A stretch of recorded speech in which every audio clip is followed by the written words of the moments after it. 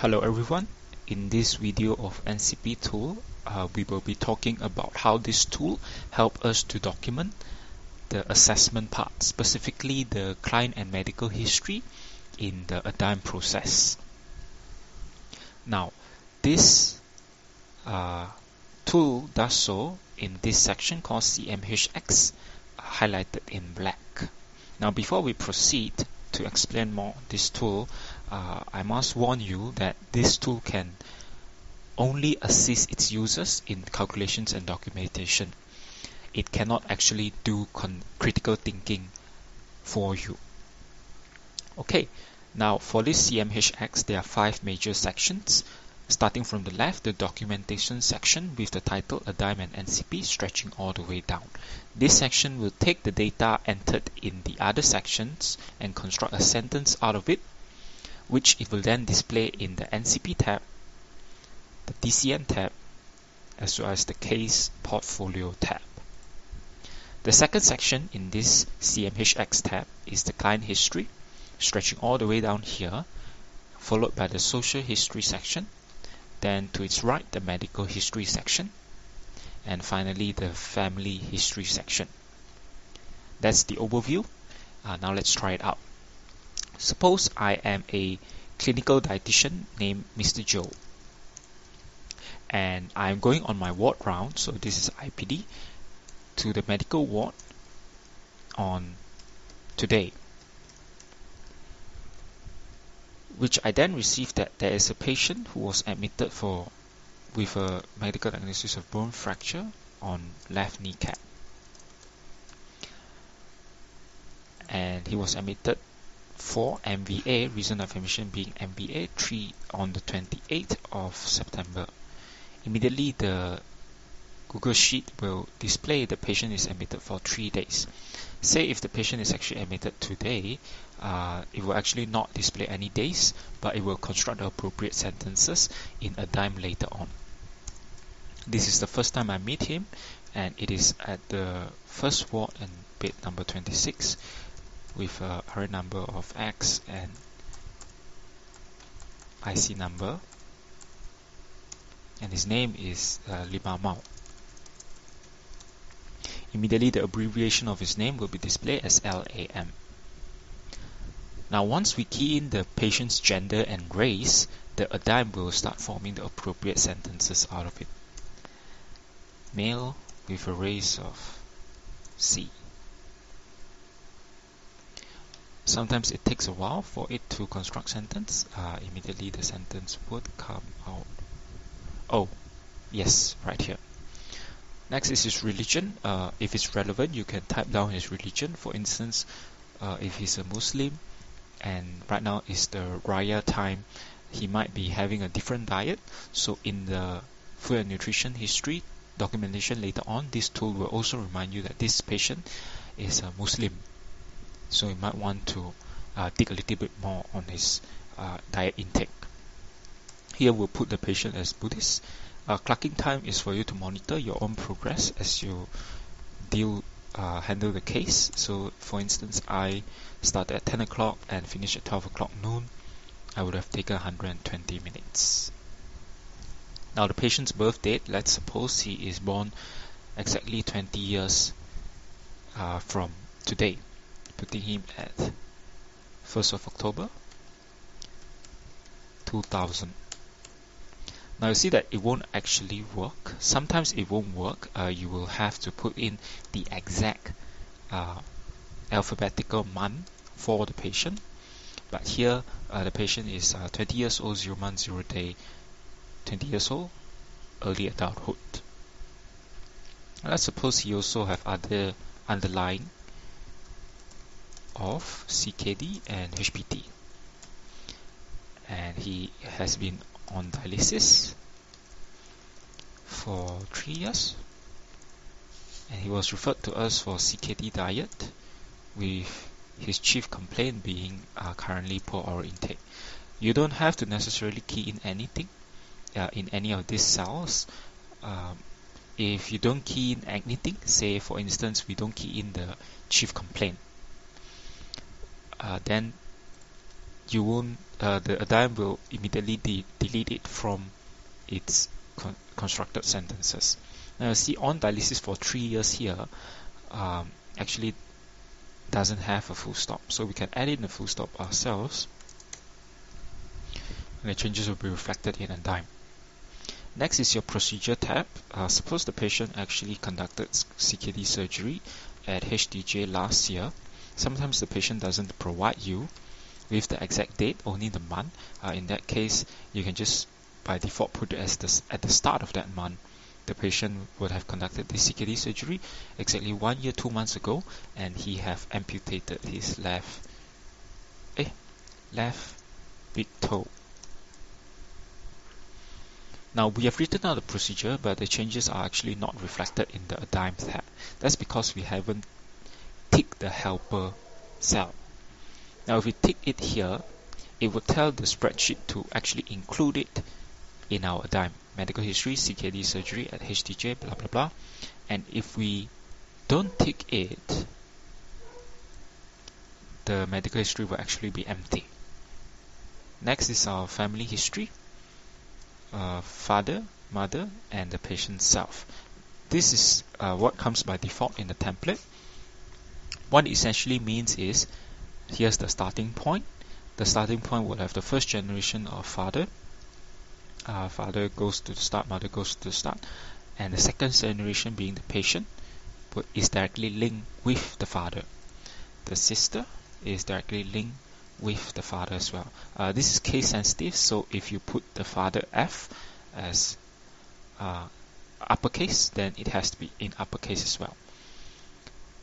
Now to your right, you would see a graph here that is meant to display the family tree, but it will only display if the patient will actually have any comment under it.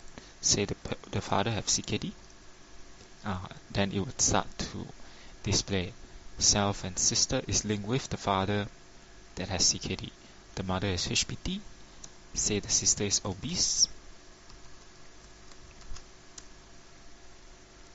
And the father is CKD on dialysis for 2 years. Okay, now you would see that the changes are actually reflected in the ADIME family history. Father CKD on dialysis for 2 years. If you don't include any comment, the father start no comment, the father will actually not be displayed over here, which means that if you don't insert any comment, family history will actually be absent in the ADIME area. But if we did put something, it will be reflected in ADIME as well as in NCP family history, mother HPT, sister obese. Next is the final section, social history. Let's say the patient is actually supported by JKSP and he stays with his wife, present with his father, and his main caretaker being his mother, but absent at visit. Now education is not always relevant, but for the sake of demonstration, I'll put his education being diploma, his occupation being a student, and for the sake of demonstration, let's say that he's a secretary and he works 5 days out of 7 days from 8 o'clock to 5 o'clock. Now these working hours will not be computed. You have to put in the working hours by yourself, because sometimes you don't have the working time of the patient, or his working time is erratic. So for this case, let's say it's 9 hours. You would see here in this social tab, it would display work as secretary 5 out of 7, 8 o'clock to 5 o'clock, 9 hours.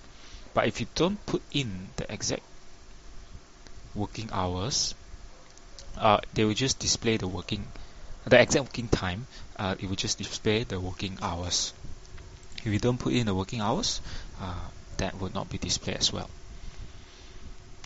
Now the remaining here, address accommodation type, you can experiment it on your own.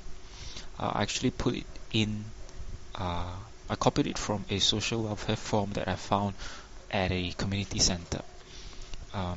In my experience, I haven't used it in my clinical placement, but sometimes it might be relevant, so I just include it here. So that's all for a adult case, but if we are dealing with a pediatric case or pregnancy case, you can also use this small section over here that will be left empty by default. Let's say the patient is actually born 5 years ago. You will see that his age will be changed to 5 years, and age being 5, and his age status being preschooler. If it is a pediatric case, it will give you the option to type in the birth week of the person, which is only relevant if the patient is below 2 years old of age. So let's put him as 1 year old, making him a toddler for now, chronological age being 1. The cutoff point for a preterm baby is 36 weeks. Preterm corrected age being 11 months, 2 days. If it's 37 weeks, then the patient will be at full term. Let's say the patient is right now at 35 weeks, preterm corrected age of 10 months and 26 days. This section used to be empty before we choose the pediatric option here. And what this section is for is actually to tell the Google spreadsheet if the patient is suffering from Down syndrome or suffering from preterm.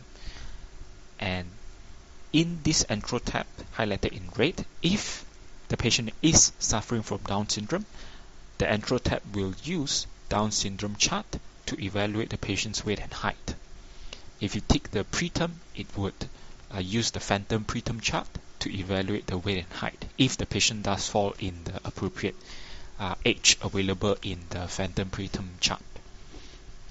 If you don't tick anything, by default, if it's a pediatric case, the patient will be compared with CDC or WHO chart, which you can choose later on in intro. And if the patient is actually an adult, that it detected that this patient is an adult by putting him above 20 years old of age. Okay, if it's detected it's early adulthood, the intro tab would by default compare the patient with the normal BMI. Next is our pregnancy. Let's suppose the patient is pregnant, and it will display RMP and EDD. Last menstrual period, let's say the rough day is the 1st of March this year. Immediately, the estimated delivery date will be computed as the 6th of December 2020, and this empty section that used to be empty will pop up with GMP. You can put it as G3P2. Now, there is one unfinished development in this sheet, in that I actually designed for this data to be reflected in this ADIME, but I haven't programmed the necessary formula for it. So for now, this is where it's at, but you can actually edit the sentences later on in the NCP tab down here, which I'll explain a little bit more after this. That is all for this CMHX. Again, there are 5 major sections. The 4 here, client history, medical history, family history, and social history, are for you to key in data, which the sentence will be structured in ADIME and reflected in other tabs. You can use pregnancy and pediatric options for if relevant, and you can just leave it blank if this is an adult case. That's all for this video. I hope you find it helpful. See you in the next one.